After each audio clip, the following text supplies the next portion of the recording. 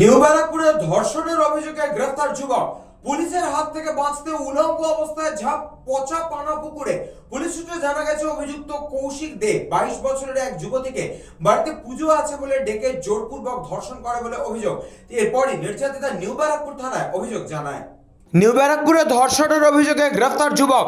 পুলিশের হাত থেকে বাঁচতে উলঙ্গ অবস্থায় ঝাঁপ পচা পানা পুকুরে।